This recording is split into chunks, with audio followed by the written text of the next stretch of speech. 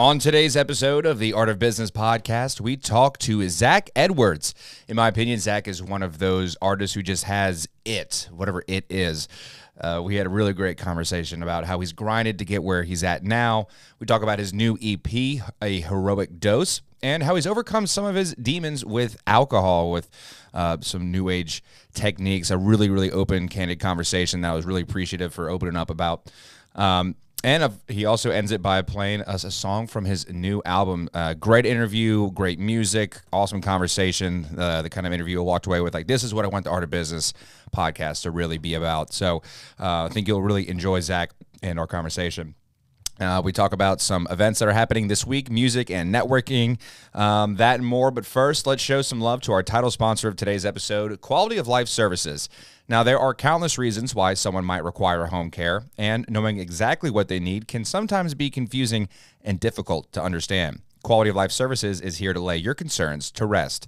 By engaging with vetted independent caregivers, you can get back to enjoying the time spent with your loved ones without carrying the burden of also being a caretaker.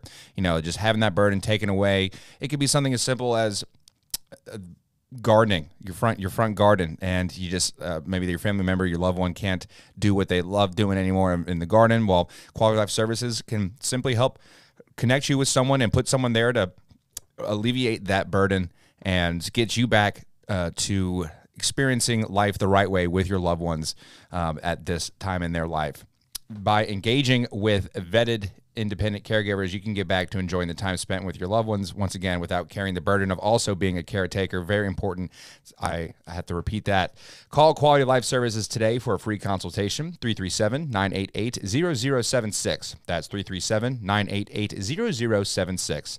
Quality of Life Services. Cherish the past, redefine the present, get excited about your future. All right, let's hit it.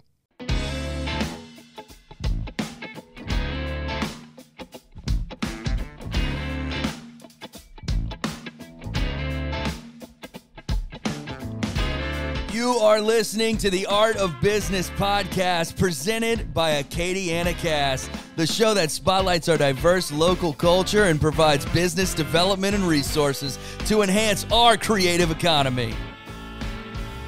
Here's your host. He has just a few more ad reads before we get started. Carter Semino.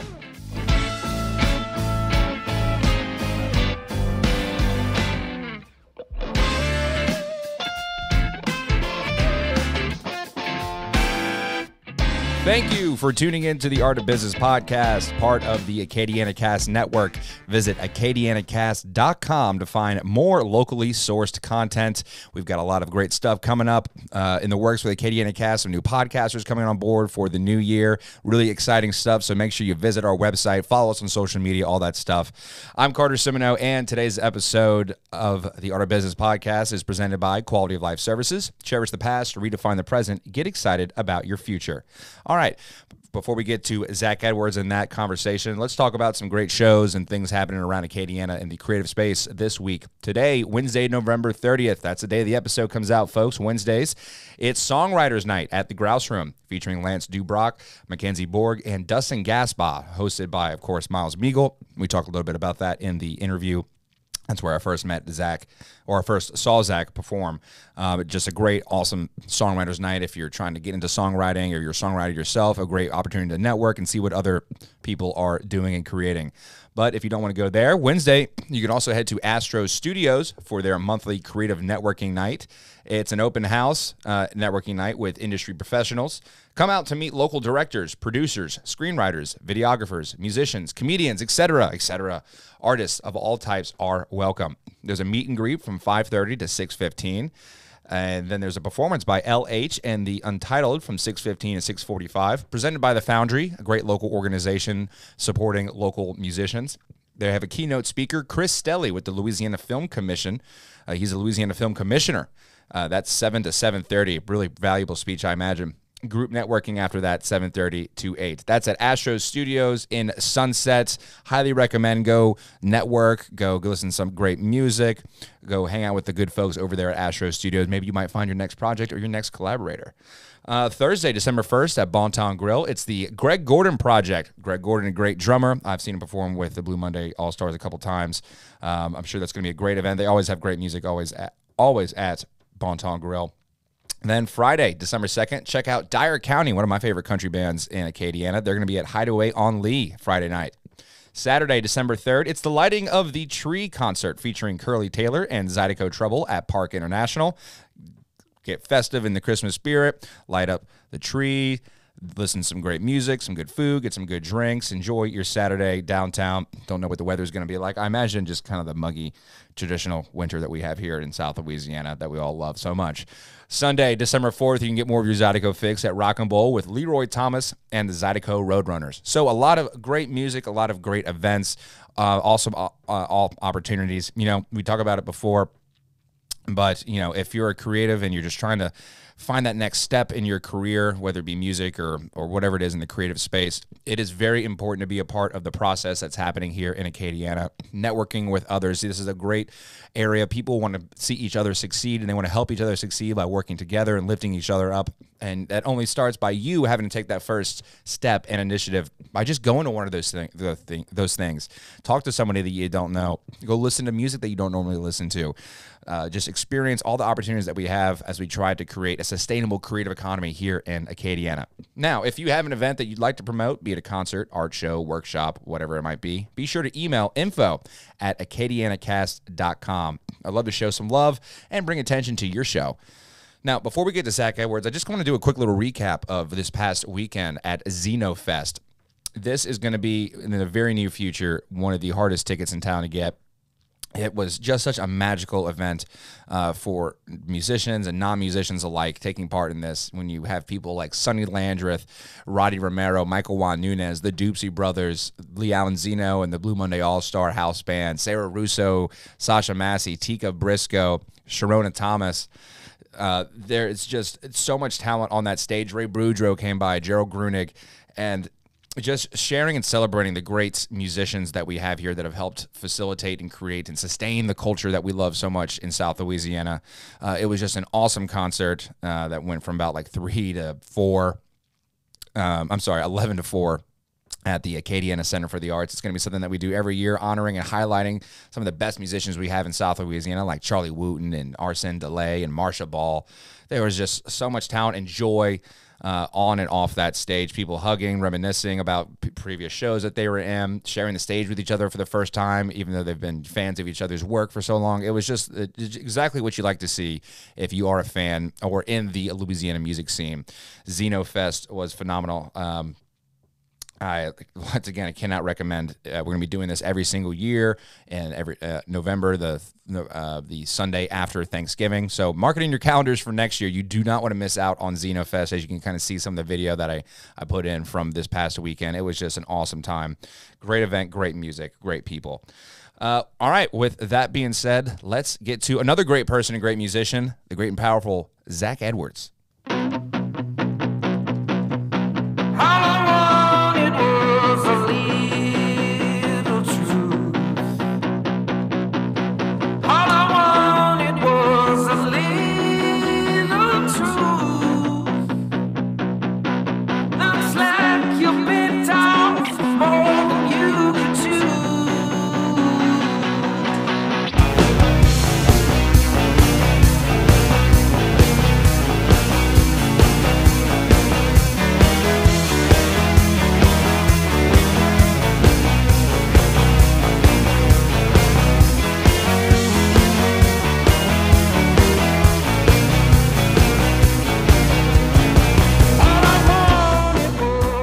That is Zach Edwards and The Medicine from their newest EP, A Heroic Dose. Oh, yeah. A song called Bitchin', which every song on there is bitchin', by the way. Thank you. So when did you drop that?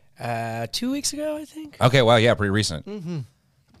And so was that the first music put out by Zach Edwards and the Medicine? Yes, and just in general for me across Okay, the so board. you didn't do anything solo beforehand? I did. It's on like SoundCloud and stuff. This is like first official debut. Yeah. So. Yeah, how do you feel about it overall? Try not to listen to it too much because I will overthink, but I love it. I love the reaction I'm getting at least. I'm my biggest critic always, but reaction's been great. So. And now, is this something that you're bringing all the songs to the table, and then your band builds it around it? And then members will be like, "Well, if we took it here," but I mean, I'm songs, lyrics. I'm just bringing them to them. Yeah. Well, I appreciate you joining us, man. I was saying it, I think, on the pod that I first saw you at Miles Meagle's Songwriters Night at the Grouse Room. Oh, yeah. And I walked into you playing and singing a Sturgill song, and I was like, who the hell is this guy? Absolutely killer voice. Love your vibe. And I was really cool to see, like, right around the time as I was reaching out to book you on the show, that you dropped an EP. So I was able to listen to it all. I've been showing my friends and whatnot. I really enjoy it. I'm a dummy, so I hope this comparison doesn't offend you in any way. But to me, it's the album sounds like a mix of Black Keys meets like Turnpike Troubadours. I love that comparison. Okay. Turnpike Troubadours are awesome. So yeah. So tell folks where you're from. How'd you get to Acadiana? I'm from Huffman, Texas. 2015, I met my buddies in the Iceman Special. I started going to all their shows and just kind of being a roadie for them. They put me on, started saying, you should play gigs. So first show was at Luna Lake Charles, Luna Live. And then I moved to Oakdale during the pandemic, started working on a music festival out there, living with like 12 dudes on a music festival site, just making music all day. And Wow. Kind of cut my teeth in New Orleans for a while, and then found my way to Lafayette, and the pandemic ended because it was the closest place to Oakdale that was happening. So, do you find yourself, I mean, since you've moved around so much, I guess change isn't a bad thing for you, but do you find yourself maybe starting to put in some roots here at all? Oh, yeah, this is the place I want to be, Lafayette area. I just moved to Arteville, and I'm really loving it out there, and like 20 minutes outside of the city, so I can consciously make a decision to go to town versus like anytime someone hits me up, I'm like, I'll be there in 10. It's nice to... Yeah, you have a little buffer. Yeah. But definitely here, staying here. What is it about is it the vibe here, the music here, the musicianship? The people, man. Yeah. People in Houston move fast, talk fast, do everything fast, and they don't want to hear about anything you got going on. And, well, I have people in Houston listening to this, don't beat me up. But how Generalizing. Yeah, definitely generalizing. But, man, everybody here has a garden in their front yard and can throw a party at the drop of a hat and wants to talk. So, I want to be here. Yeah, and what I love about Acadiana from a music side is you could throw a rock and hit like a badass musician everywhere in Acadiana. And I learned from others. That's how you do it. So it's nice to have all this inspiration around here. Yeah, for sure. So growing up in Texas, I mean, I mentioned to it earlier that you sang Sturgill Simpson, and I absolutely loved it. How much of like that country vibe was inspirational to you? Man, I didn't pick it up till later. Really? But my grandma actually dated Kenny Rogers, if you can believe that. And she told Kenny Rogers he was making rock and roll, and she said, you're never going to get anywhere until you make country music. So my grandma would always tell me the same thing, and I started to do it for her, and then I really love it. I like the outlaw country a lot, but it took me a second to get there. Yeah. I mean, for me, like when I listen to country, it's usually old, like early 90s or like late 80s, like a lot of those like ballad singers like Keith Whitley. But I also love like the kind of outlaw country like Merle Haggard and the newer guys like Sturgill and Tyler Childress and some of those guys. I've been jamming not Brad Paisley. Who sings Barbecue Stain on My White Tee? Tim McGraw. Tim McGraw. I went back and listened to a lot of Tim McGraw lately. He's a Louisiana guy. Good songs, man. I forgot about them all. Yeah, no, that's the thing. I think in the movie Ray, Jamie Foxx plays Ray Charles, and they're saying some sultry language to him, but asking like, what would someone like you like country music for? And he's like, I like the stories. And that's so much about country music to me is just the songwriting aspect of it. A lot of it is just simple 1-4-5 songs, many of them very blues based as well. But it's the storytelling within it. Is that a skill that you've had to learn throughout the process of your musicianship? It used to just be write songs when I was sad. So all my songs when I started were just really sad. That's kind of where I'm at right now. I heard somebody in the crowd one time when I was like 13, 14 singing. They just went, "Oh, I'm so sorry." So like it took me a while to be, how can I tell a story? And I had to live a little bit of life to have a story to tell, but definitely over time. So you said you kind of got your chops up in New Orleans. What was that like week to week? Like what did a week look like for Zach Edwards? I would not book anything. It was all just like people calling me, being like, "Come play with me here tonight. Come play with me here tonight." I got the pleasure to meet all the best musicians in town, in my opinion. But a lot of chaos, man. That city chewed me up, spit me out. So a week in my shoes was kind of intense. But yeah, Thursday, Friday, Saturday, Sunday, things would start livening up. There's a bar downtown, or in Mid-City, actually, locals only kind of place. What was it? D-Max Bar and Grill. Okay. And they would let me come in when all the other bands would stop and just play till the sun came up. So I just cut my teeth with some of my friends there, and just eventually people were like, "Hey, this ain't bad." And I just did the thing, you know. But so maybe a lack in monetary earnings that you did, you made up for in just skill development. I was going to music school. Okay. And then that I just didn't like that they took the life out of music to me. Like it was like, this is the way it's been done for years. This is the way you do it. I just was like, I want to do something different. So New Orleans was my music school. That's why I went there originally. I was like, this is where I'm learning. So money was not the main focus. It should have been, but it wasn't. Yeah, I mean, I got a kind of a similar experience. You know, I was working for the local news and kind of a job out of college. I needed to get out. I've changed my major a bunch of times, partying a little too much, and I just landed in broadcasting, and then got to working for a local news station. And not to talk ill of the people who work there, but just the system in itself. I didn't like how it was an absolute killer for creativity, and I thought there could be a better or just a different way of doing things that fit me a little more, and that's where I kind of landed on podcasting.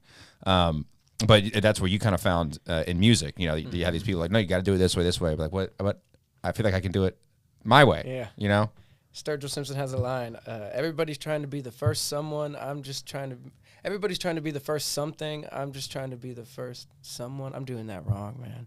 But basically saying, like, be your own thing. Stop trying to be what everybody else is doing. I dig that. So, Zach Edwards in the medicine. Where does the medicine come from? I had a buddy who actually came up with it, and I got to give him credit. I can't just say that I came up with medicine. But music is medicinal to me. Music was medicinal to us. And so it made sense to be like, this is the medicine right here that we need. And it was in the middle of the pandemic, and it just felt right. I'm like, here's some medicine. Here's some medicine. I like that. So when did you guys first start working on that album? Man, Paul Broussard hit us up, does some recording around town, and was like, I have a slot open for just this weekend if y'all want it. So we didn't really have a lot of preparation. We had been playing the songs for 7-8 months. But he hit us up on like Tuesday and was like, do y'all want to be on the studio on Friday? And that was the only free time we had for about a month and a half, 2 months. So we just jumped on it. So so that whole EP was recorded in a day? 2 days. 2 days. 2 days. And where was the studio? Paul Broussard with Leap Studios does really great work. Yeah, it's a real big, robust sound, which obviously comes a lot from y'all's musicianship. Well, we did it all live too. There's a few where we punched in a couple measures here and there, but the majority of it is all live, and that was important to us. Yeah, a super recreatable, I guess, sound for doing it live than you hear on the album. What you see is what you get. I don't want people to show up being like, it doesn't sound like that on the album. Yeah, that's how I always feel. Obviously I'm very ignorant when it comes to production techniques and whatnot. And there's so many ingenious things that people can do now modern wise with tracks and whatnot, but something just about that organic sound of everyone playing all at once. I kind of fall in line with that. I mean, that's all it was in the 60s and 50s, 60s and 70s. So, and if I remember, they had some good songs back then. Very good songs. Perfect isn't always perfect. Yeah. So, being in Lafayette, playing around here, where are some of the venues that you kind of burst onto the scene with that you really enjoy? Blue Moon was always booking us first. Shout out Blue Moon. But Rock and Bowl really took us in, and we're like, we love you guys. We're gonna put y'all on, and got us opening for some cool people, and so they really helped us out. They got us in touch with Toop's Talent too, and them vouching for us is the reason we could sign with them. So I mean, we owe a lot to them. Yeah, I believe I'm supposed to be having Casey Toops and Sarah Russo on the show soon. That's gonna be awesome. Yeah, because I want to get like that talent manager musician relationship like and in person. She tells it like it is, and there's no BS, man. I like it. Yeah, man. Yeah, she's got to deal with crazy musicians all the time.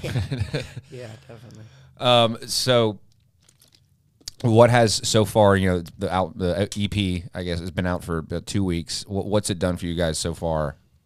I mean, I just got I can't say who, but I just got off the phone with the label. We're gonna see what the future holds. But you did, without revealing too much, you did get some exciting information. Oh, man, I'm stoked.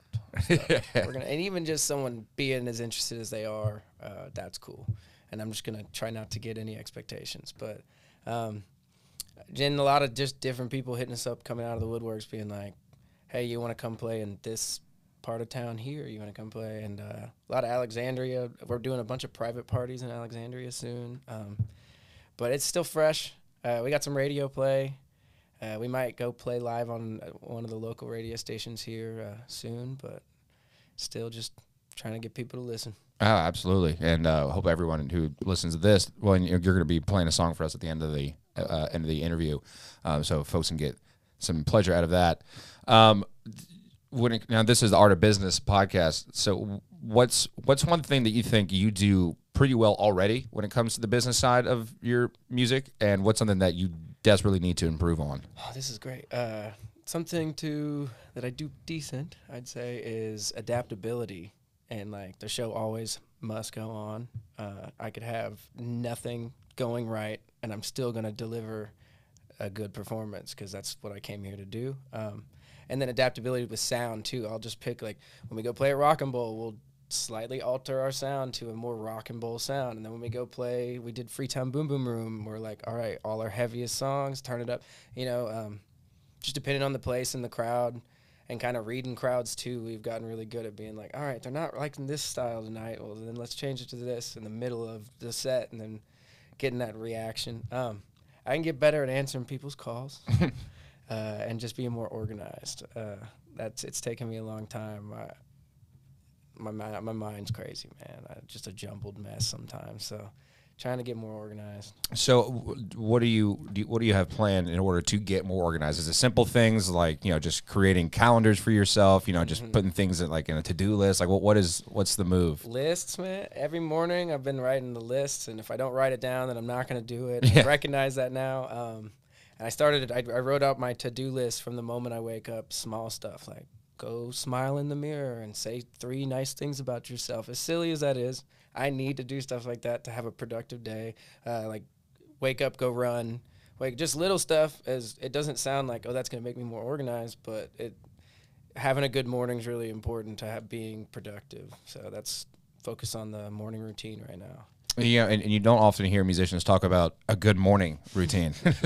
Yeah, because it's nature of the job. A lot of late nights, whether it's be writing or playing gigs or just being a night owl. A lot of creatives are.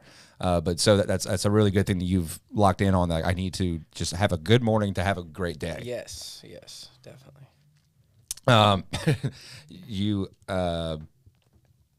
You talk about also like running and whatnot. That seems like to be big for the mental health side of things. 'Cause I was dealing with a bunch of anxiety for a while, but once I started going to the gym, which I need to get back to, took it a couple months off.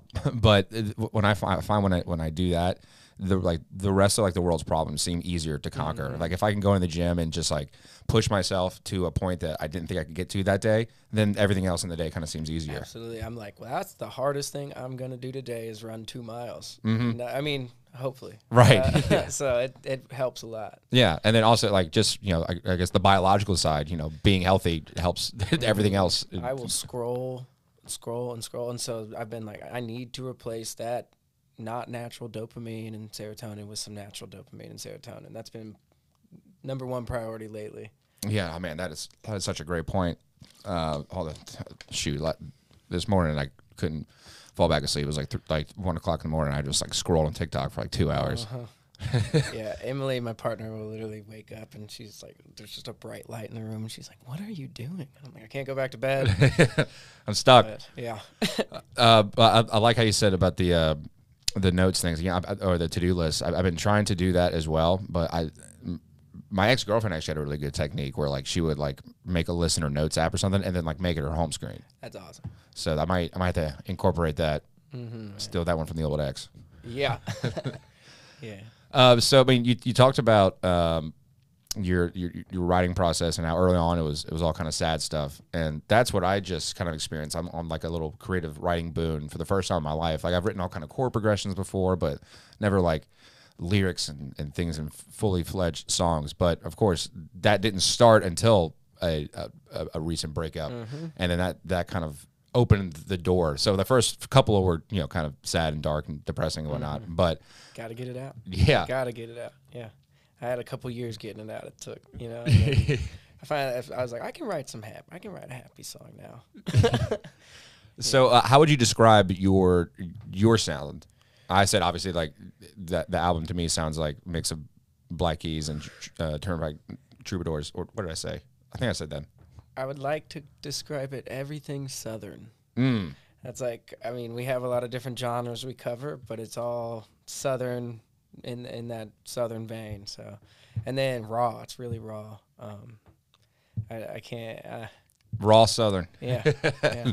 No, that's a pretty good explanation of it. So, what are some things within, I guess, the business that is Zach Edwards that you're looking to do within the year? What's a year goal for you? I would like to throw a themed party. I'd like to throw like a themed show. Yeah. Where, like a bunch of different bands cover specific artists, to where you can go see your favorite local band cover one of your favorite artists or something. I'd like to do that. I want to start a front porch series. Ooh. That's in the works right now. I just moved out in the country, and it's beautiful, beautiful front porch on a crawfish farm. And I just want to start getting different musicians over there to, do a little country singing on the front porch. I think it'd be cool. Oh, we need to talk off air about me potentially shooting that and creating some content. That'd be awesome. That would be really sick. So when you think about some of these theme shows, we've done some of that with the Blue Monday mission. We've gotten back to more of like a kind of just a jam type of thing. But after COVID, we're looking for different ways to push it out there. And we'd have like a gospel night. We had a country and western night, like a Louisiana classics night, something like that. But so like, what type of music are you looking to see some of these, or is it up to each individual band or artist? It'd be nice to make it up to each individual, but be like, hey, 60s, hey, 70s, just give them a time frame. But it'd be interesting to see what people come up with. I would like the obscure stuff. It'd be cool to hear someone be like, we're covering Traffic, or something, just something different. But leave it up to the bands for sure.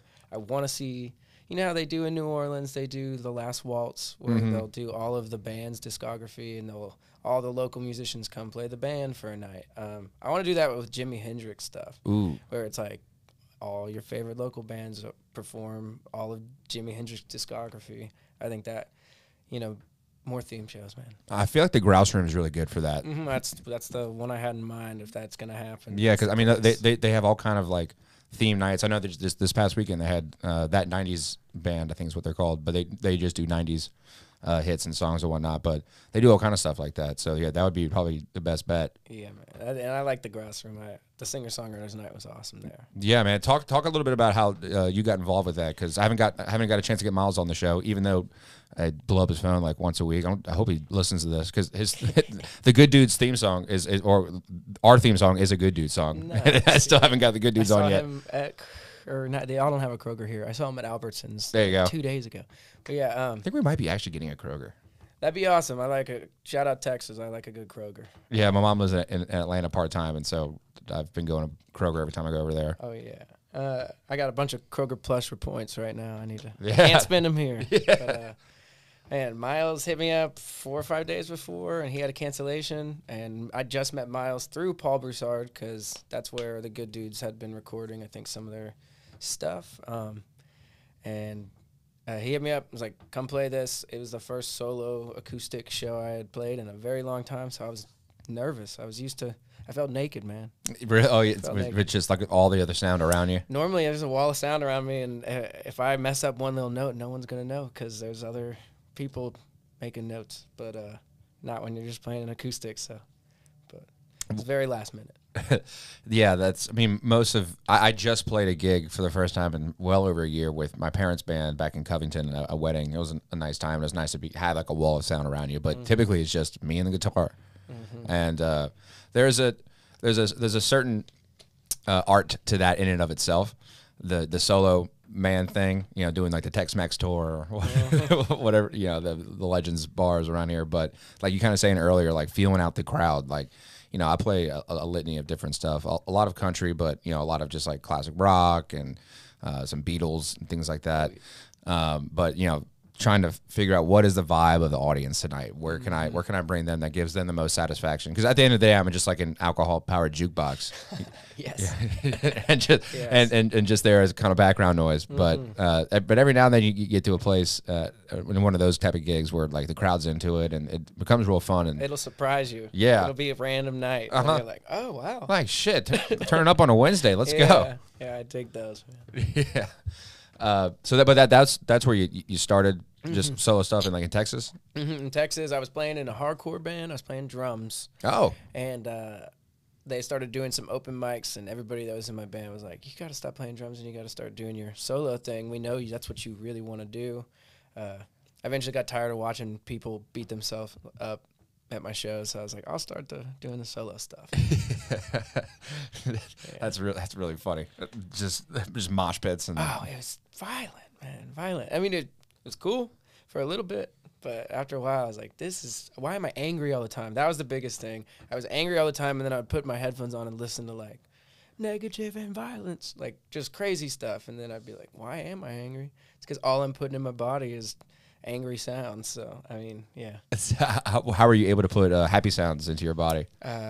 Just learn new music.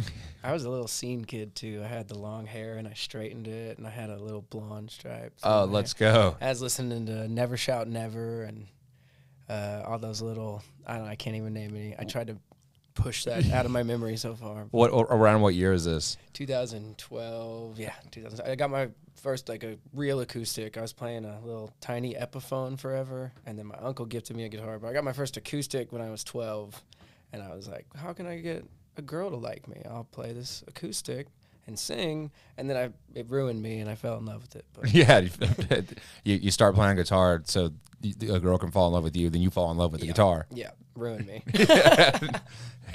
It's a tricky relationship. Yes. So here's something I don't think we've talked about on the show yet. The process of finding a new instrument. If you're in the market for a new instrument, what's your process? Every guitar plays differently, and like every guitar will make you play differently. And like even if you have the same model guitars and you have 6 of them in front of you, they're all gonna play differently from even if they're the same, around the same time. It just each instrument's like kind of like a thumbprint or a snowflake, and so touching a lot of them and finding a good custom guitar builder. This guy out of Galveston, I wish I could remember the shop's name, but my next guitar is from there because he puts so much care into each one. Is there any like base level things with the guitar that you have to have going into your search? Yeah. Like, we talking electric? We talking acoustic? Oh, well, I need a new acoustic. That's what I'm in the market for right now. The electric I played, my uncle gave to me, and so I haven't even, it just was what it was, and I learned how to work with what I got. But just comfort. I don't have huge hands like all these others. I'm a tiny guy, man. Yeah, same here. I got little fat troll hands. Yeah. So I have to find something that's buttery that works well with my size, So. There's one of my former guitarists and a family friend, shout out Charlie Lejeune. Whenever he was in the market for a new guitar acoustic, I think he went to the Guitar Center in West Wego, the giant one that they have over there around New Orleans, and just went into the acoustic room, and just all the guitars on the wall, he just walked down a line with a pick and just hit the strings to see which one had the tones, just off of just regular standard tuning, what the tone of the wood sounded like before we even picked it up and started messing around with it, which I thought was a very interesting strategy. Yeah, I like that. I'm in the right now. My brain is completely enamored and wrapped around the Jazzmaster Acoustasonic, like one of those acoustic electric hybrids. Was it Fender just put one on? I just played one of those 2 days ago. Yeah, they're obviously like. You're not going to get the true electric sound you would with an electric, or the true acoustic sound you would with an acoustic, but you get pretty damn close. And I like it just because it's so you can take it on the road. It's versatile. Yeah. And with what I do with a bunch of like cover music, if I'm playing like in my parents' wedding band, for example, like I got to go from country to like New Orleans Mardi Gras, like meters type stuff, or Chicago, like with just on a drop of dime, Earth, Wind, and Fire. And so it'd be nice to have the ability just to do that boom, with a switch. God and Guitars has something similar. Okay. You should check that out, man. I will check that out. Good stuff. I need my friends at Lafayette Music to hook me up. Yeah, so are you guys going to be like touring any from this new EP? We are shooting to tour, but it's a little ways out. We just got to work with everybody's schedules. My drummer Hunter's, full-time dad, full-time working, So, I mean, all the guys work except me and Austin. We do part-time and music's full-time, but we're going to probably shoot for June, which I know is a ways away, but that's when we can, so. And what are Zach Edwards and the Medicine shows? What are they like? They start off, we like to pay our homage to the Acadianas and play some Zydeco music. Oh, fun. My buddy Austin brings out the accordion. He's been playing harmonic with us for 3 or 4 months, and then he's like, this isn't my main instrument. I'm like, they're pretty related. Yeah, definitely. He wanted the accordion, but he couldn't afford to go take it in every time and get spend $300-400 to get it tuned back up. Mm-hmm. He could do $70 for a new harmonica, so that's where But we pay homage to the Zydeco music, and then we get rock and roll with it, Yeah, well, hey, starting off with Zydeco it's a nice way to introduce, as far as like sound goes, just loud ass music. Because I mean, shit, we just had Zeno Fest yesterday, and it was fantastic. But when Rockin' Doopsie or someone like that walks up with an accordion, like just the sound of the rest of the stage just goes. Vroom. Yeah. I was walking around taking videos, and I'm going to be talking about it on this episode at some point, probably before this interview, but I'm going to try and throw in some video. But I was on that stage, and it was the loudest stage I've ever been a part of. Now, of course, it was also like a bunch of different musicians on stage. Like it was like the final jam of the night, and definitely something that you need to take part in next year. Mm-hmm. We had everyone from like Sonny Landreth to Roddy Romero, of course, Lee Allen Zeno, and the Blue Monday House Band was there. Gerald Grunig, Marshall Ball, just the Doopsie Brothers, just Jared Delphos, all these just heavy hit musicians. Keith Blair. Was Michael Wan there this year? Michael Juan Nunez was there as well. My favorite, man. Yeah, he's my favorite. Yeah, he can bring me to tears in a matter of seconds. Man. He got some songs. I love his vibe, man. And every time, I don't know if you've ever seen like his rig, but like he always has this little like, I don't know if it's like a rat skull or something like that, but it's like this little skull that he puts his slide in. And out of one of the eye holes, and that's where he rests his slide. Tab Bimo, I want to say, puts his in an alligator mouth too when he's on nice. stage. Yeah. Do you mess around with slide at all? I've been a closet slide player for a couple months. Okay. I will eventually break it out, but as of right now, I'm like, it's not there yet. So when it comes to slide, for any guitarists who are listening, like, are you in standard tuning? Are you in a chord? Like how does slide work? I'm doing the open D normally because it's cheating, but it's easier. Right. I see other guitar players do standard, and I don't. My brain doesn't work like that. Just because I already don't have huge hands, so when the slide's on there, I already can't do much with it. So the open tuning, you play one fret across and it's a chord, and it's way easier. Songwriting gets a lot easier when you tune to open, and so if you ever need inspiration with some new chords, you get all of them in an open tuning. So you just mess around and you can figure out some new places to go. That's interesting. So yeah, you can just anywhere on the neck, just one finger will create a different chord. And it's a scale. So that's it. I mean, it works really well. So you were studying music at school in New Orleans? I was for voice and, or not in New Orleans. I was in Nacogdoches, Texas. At the time. Okay. But yeah, just a year. I eventually was only going to my piano class because it was the only one that I was interested in. I was like, yeah, and then I had to drop out. But do you? My dad has always said he didn't do this with me. He said, just put a guitar in my hand. But he said when it comes to like putting kids in music, I think the best thing you could do is put them in piano first and let them truly learn music. It's visual too. Like when you explain a half step on a guitar, it's weird, but you can say the white key and the black key, that's a half step, and it registers because you can look at it. This is so weird, man. It's so weird. It is weird. And then, the B string just screws everything up. What's the string that pops always first? Do you have a consistent one? E, high E. Your high E. I just started doing lighter strings, and then I'm at this gig. Actually, Friday Sonny Landreth played the night before us in Alexandria at this place called Spirits. But I'm there. I just changed my strings to light strings. I'm stoked on it. I'm like, it was like swinging two baseball bats. I've been using the heaviest strings, and now I switched to light ones. I'm like, I can play better than I ever have. First song, popped the E string. Thought I had a whole nother pack of strings. Didn't have them. So you did the rest of the gig with 5? Luckily, my buddy Matt Ranson, shout out Matt Ranson, really hooked it up and brought me a pack of strings. Oh, nice. It was good, but I played a couple without the high E. Mine is always the G string, which is nice. I guess on stage I can make the G string, pop a G string joke, which always kills. Yes, it does. Yes, it does. But yeah, then it's like, okay, I'll be gone for the next 10 to 15 minutes.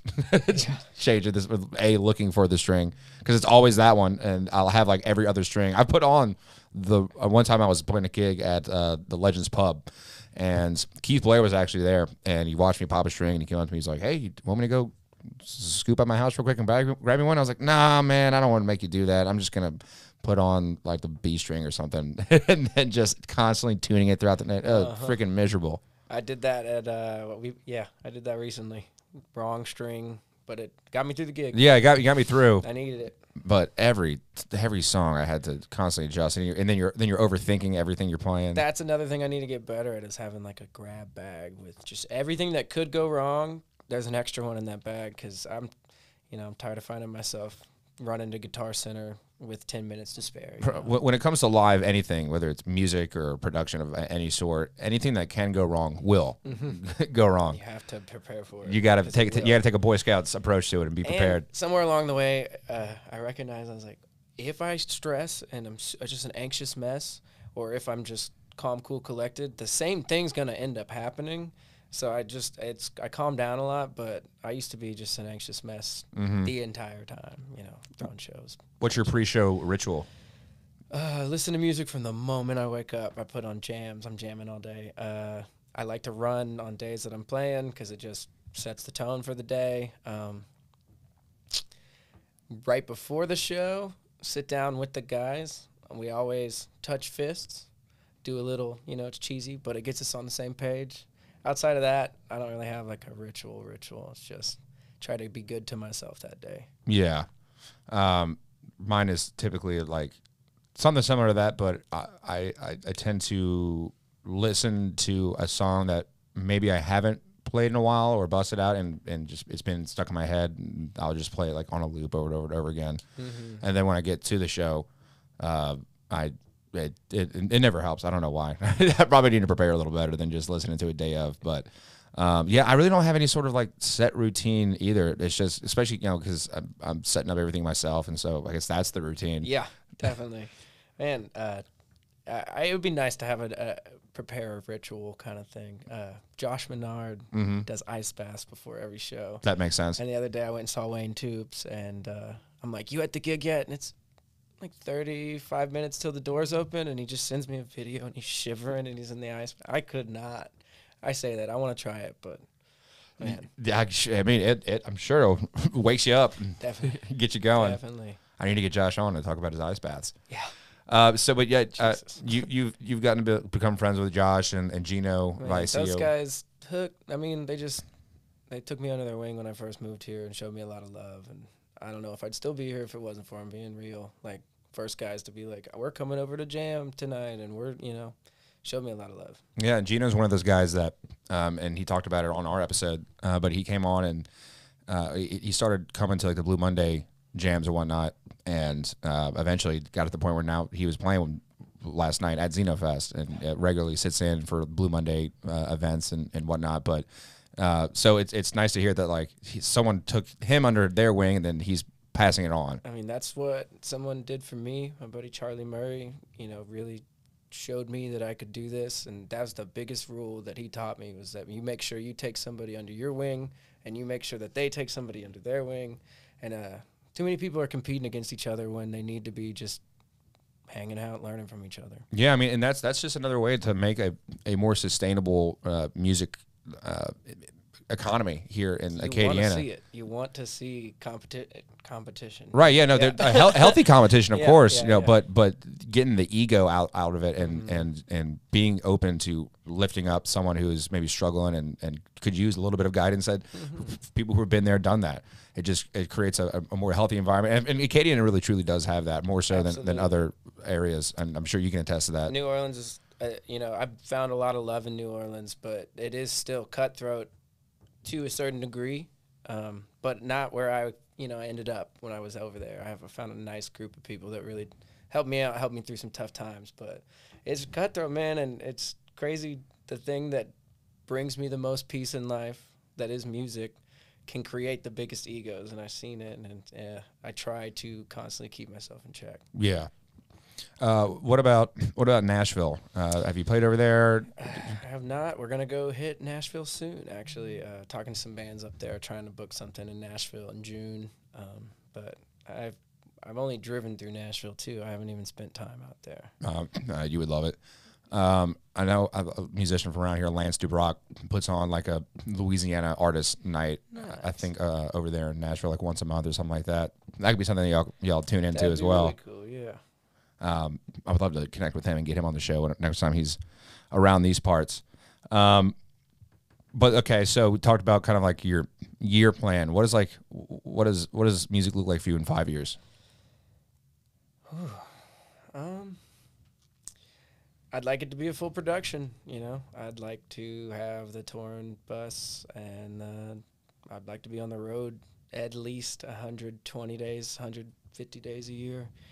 A year, 6 months on, 6 months off would be sick. It doesn't always work like that, but that would be sick. Yeah.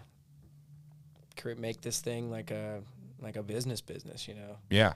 As much as it's fun and as much as it brings me like a lot of just, it's fun, man, but it's a business. That's what I want to see it grow. Have you started an LLC yet? We just did.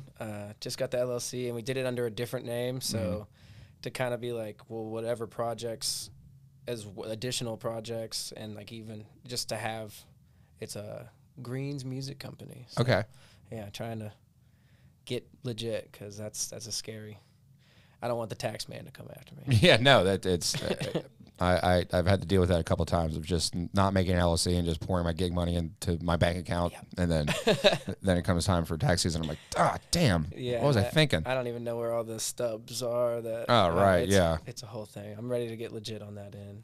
And we just, my buddy Matt Ranson, really, he's acting manager right now. We just got like management. He's the one that's being like, y'all have to do this stuff, and sending us lists every day, and slowly getting it done. Doing things like tracking mileage and things like that. And then like agreements between the members, like everything. I don't know, just the stuff you don't want to talk about, but you have to talk about, because it's easier to talk about it when things are good than when there's all this money involved and all this. So yeah, we're trying to prepare for the best while not being there yet. Yeah.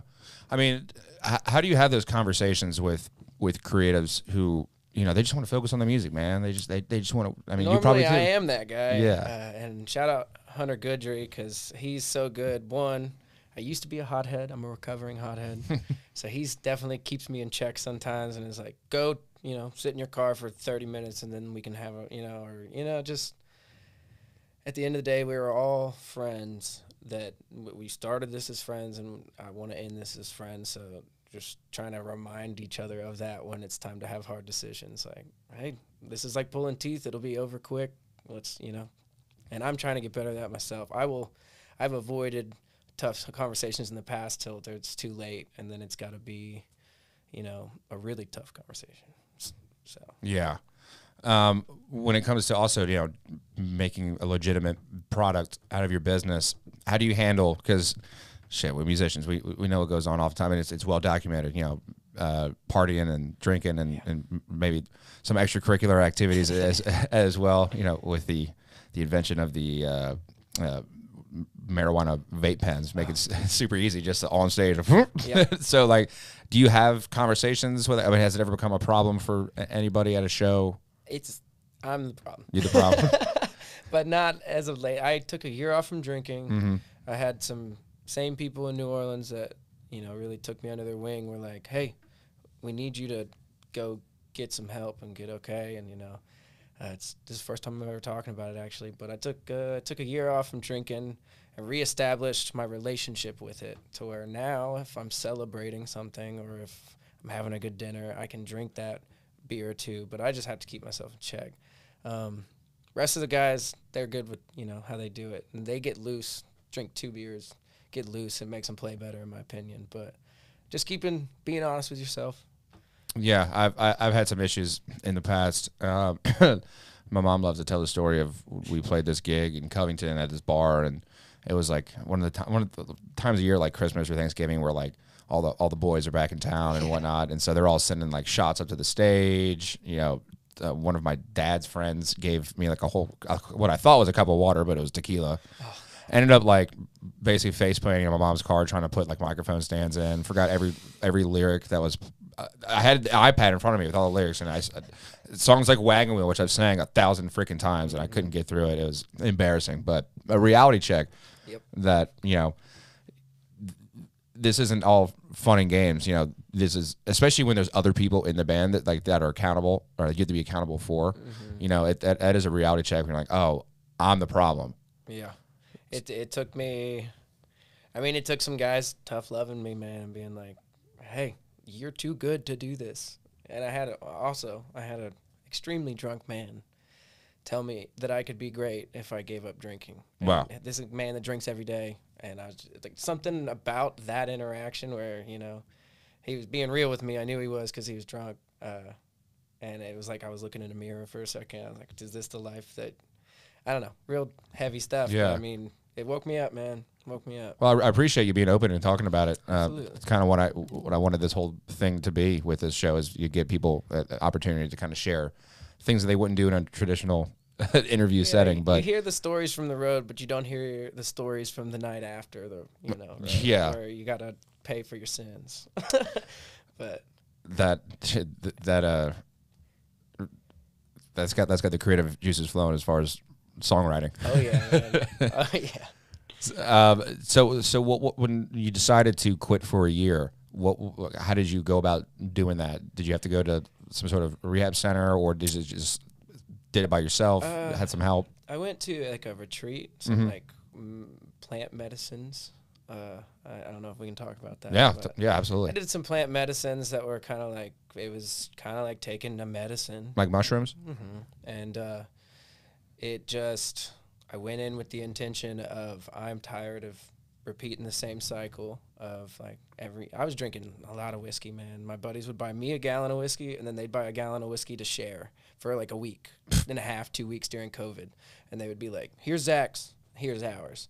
And everybody would laugh, but that's where I was at. And then it just took that experience to be like, I just saw what I wanted my future to be. and I saw where I was headed, you know, and I don't want to go there. And psychedelic mushrooms helped you kind of open up that pathway to see. I've been reading about microdosing and how it's super, not plugging it, go to a doctor if you need medicine, but for people who it's not ruining their lives, but it's affecting their lives, manic depression in general, and just good for setting intentions. Like, I want to make more lists. I want to have better mornings. You take literally the smallest little pebble of a mushroom and you don't even notice it throughout your day. And then at the end of the day, you're like, wow, this was the most productive day. I was happy all day. Nothing seemed like that big a deal. Where things normally would throw me off and ruin my day, I can just learn to laugh at life's chaos versus like cry. I don't know. Yeah. It's a comedy or it's a drama. It's just how you look at it. So, I mean, that's helped me a lot. Well, you know, not to get political or anything, but, you know, you see more and more states kind of legalizing mushrooms and whatnot. And I think just someone like you who had their friends buy you a gallon of whiskey for yourself for the week, and instead you were able to find something through a different form of medicine that could be attainable to people. Instead, we're having pharmaceutical companies shove all kind of different anti-anxiety and depression pills down people's throats. And I tried that, and it that's why I dropped out of college, because they put me on antidepressants, and instead of feeling the thoughts and then trying to move through them, I just let them consume me because I couldn't even get out of bed, you know. So the antidepressants work for some people, and I'm not going to say they don't, but that shouldn't be the first go-to. Yeah. And it'd be cool to see doctors prescribe, like, I'm not going to say it should be up to them, but I'm going to say it would be cool maybe, because I think it's special cases, like, hey, this might benefit you, but instead it's like, hey, this pharmaceutical company pays me. So, I mean. Yeah, now you got to find your boy who knows a guy. Get you some from a cow pasture. Yeah, and then there's a stigma behind it, like, this is going to be, you know, this is what you do for partying, or and it's not. You don't even notice it when you do the microdoses. It's not like I'm about to freak out. Yeah, no, I've microdosed before, and it like you said, like it just kind of wipes away whatever anxiety you have without getting you messed up, and you're not seeing like, whoa, things all over the place. Some days I forget. At the very end, I'm like, today was awesome. But yeah, man.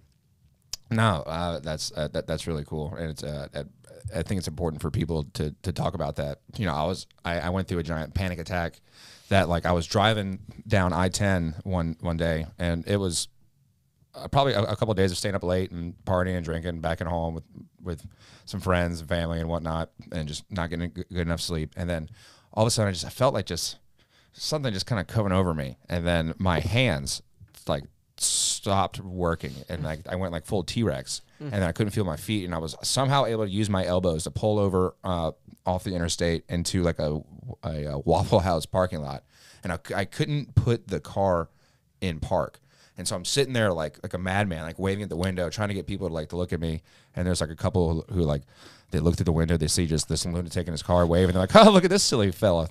But meanwhile, I was like, call help. And someone finally came out and they called an ambulance and thought I was having like a stroke. Yeah. And they came and they were like, hey, they did my vitals and whatnot. Like, all right, sir, you're having a panic attack. Do you still want the ambulance? And I was like, I'm having a panic attack. And this was the first time I really had one. And she was like, yeah. I was like, not a stroke. She's like, no, you're having a panic attack. I was like, all right, then I don't want to get in that ambulance because I know that's going to be a fat bill. I don't want to pay for it. But after that, you know, I quickly went on Prozac, and I did that for a while. And this year, I just kind of weaned myself off of it, and I feel absolutely great. Going to work out really helped with that as well, and kind of changing some habits and lifestyle a little bit. But it was like this, always walking around with kind of like a cloud around you. And you said that you you had things that you probably should be working out, but you couldn't because it just kind of deadened you. It was I just stopped going to my classes. I was going to my classes before them, and then when I started taking them, I stopped going to all my classes, and I just became apathetic. It was like, at least I was trying before. I was failing, but I was trying. And then when I got that, I was like, I don't care if I'm failing because I don't care about anything. And I'm not saying that's how it is for everybody. Sure. But, man, I was in and out of the doctor's office in 12 minutes. She did not ask me about 2 or 3 questions, and then she left the room and came back. Yep, you have manic depression. You have bipolar disorder. Take these pills. Like, she didn't know who I was. I think there's doctors that probably go above and beyond to really know their patient, but I got referred by my vocal teacher to do this, and they knew each other, and she already told him, give him this, the vocal teacher. Oh, wow. So, I mean, yeah, it was not good business. Yeah, no, absolutely not. But, no, that's funny that you, or I don't know if that's one of the, besides the music, one of the reasons you get into Sturgill Simpson, but, you know, he sings a lot about, like, psychedelics and how they, you know, changed his life and things like that. Like, what's it, Turtles All the Way Down? Oh, yeah. Oh, yeah. I sang that 2 nights ago. Nice. Yeah. Well, so I know you're going to be playing us a song in just a little bit, but is there anything else, like, when it comes to kind of your business that maybe you learned about yourself this year in the process of, you know, getting the band together and putting out some music and playing these gigs and kind of things for the first time, like you're with a band, right? And putting out music, and it's the first time this is really coming to fruition, like this whole music thing. It's like, okay, I can see how the path of how this could work. Yeah. Is it, talk about some of the things that you kind of learned along that little journey. I've just been learning from the guys, because the guys, they all teach me how to be a better man every day, you know? I'm about to cry. Not even playing, man. They really helped me through some stuff, man, and your mental health is the most important thing for your business, and that's all I can say. I'm not super business minded, but if you aren't feeling good, if you're not taking care of yourself first, then you're not gonna get the things done that you need to get done. And I've been trying to do it backwards this whole time. The only thing that saved my life is love, man, and I mean that. I know it sounds cheesy, but like I used to yell at myself to get my shit together. And now I say, like, hey, look how far you've come. And just the different approach, love yourself a little bit more and see how far it gets you, you know. Instead of hating yourself into submission, love yourself, you know. Oh, man, that's absolutely beautiful. And I once again, I appreciate you sitting here and come. I mean, I don't know you, but I'm happy to get to know you and whatnot. And I'm a big fan of what you do. But I really appreciate you being open and candid. And because I think there's important conversations to have. You know, it's a, you know, even though we talked about like the beauty of Acadiana and people wanting to help each other, it's a dog eat dog business. And if you can keep this in check, then whatever it is that comes afterwards is going to be fine, I think. It used to be, if I could just get here, I'll feel good. If I can just get here. And now I'm just realizing, no, if you feel good, you can get there. Yeah. That's it. That's what I learned this year, man. That's awesome. Well, hey, cheers to that, 2022. A nice, especially the freaking pandemic and all, like just the mental challenges that go through it and all the sadness around all of that the past couple of years. That's a beautiful story, you coming out of that. So you were going to be playing a song for us. First off, before you play it, what's the name of the song, and then talk a little bit about the background of you writing it and then it coming to fruition to release. Song's called Pay Your Homage. You know, everything's stolen. David Bowie has a quote, a good musician's borrows, a great musician steals. So the song's literally like about paying your homage to the guys you learn from, to the music you listen to growing up. So that's really what it's about. But I wrote it in New Orleans. Sometimes driving around, talk to text is how I get some lyrics out. And I was driving around, and it was the first winter season in New Orleans I ever experienced. I could hear the air conditioning units in the city. And it was one of those songs that felt like I didn't write it, something else wrote it. But yeah.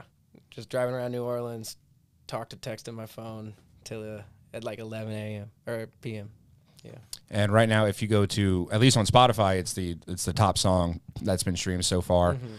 So you've had some good response from it. That's definitely the anthem, as a few people have tried to tell me. So. People are paying homage to you now, brother. Yeah. Oh, that's great. So yeah, you can go ahead and get the guitar set up. And then before you get going, just real quick, tell people where they can find you on socials, your website, booking you and whatnot, all that. You can find on Instagram, it's medicine.music_. On Facebook, it's Zach Edwards and the Medicine. You can find all our music on all streaming platforms. So. All right. Zach Edwards and the Medicine, a heroic dose. All right. But this song is Pay Your Homage.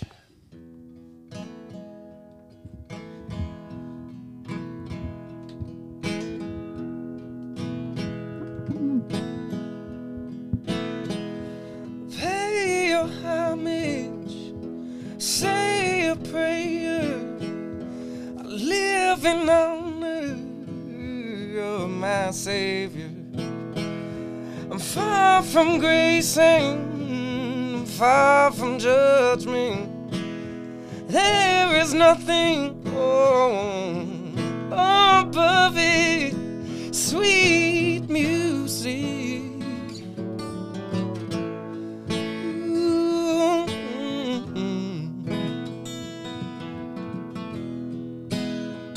Sweet music.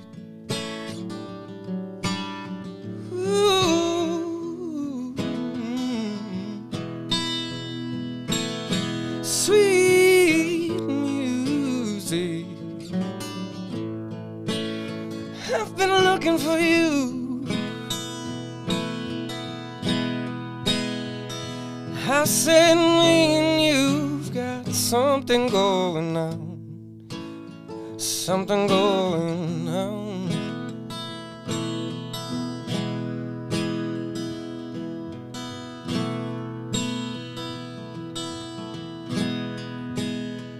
Well, pack your things up and pack your things down. A different city in the same old town. I put a smile on all the people. Show the people that we're all equal. Sweet music. Oh, oh.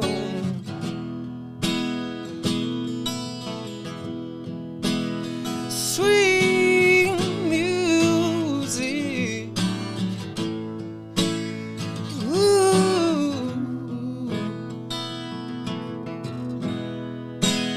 Sweet music. Oh.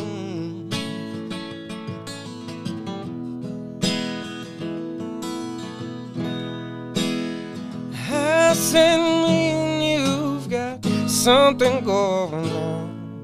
Something going on.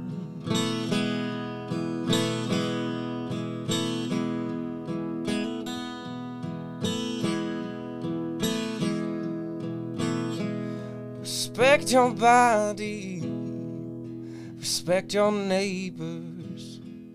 The times are changing and we are able to put a smile on all the people. Show the people that we're all equal. Sweet music. I've been looking for you. Sweet music. Ooh, I've been looking for you. Sweet music.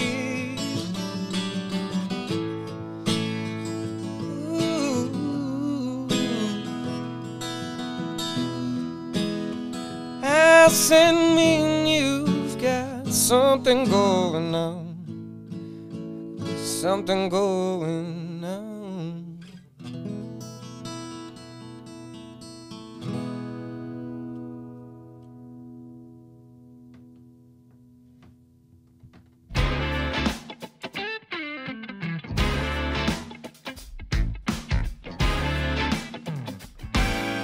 That interview with Zach Edwards was brought to you by the Upper Lafayette Economic Development Foundation. They represent local businesses and homeowners working together to develop Upper Lafayette's economy and improve the lives of the people who live here.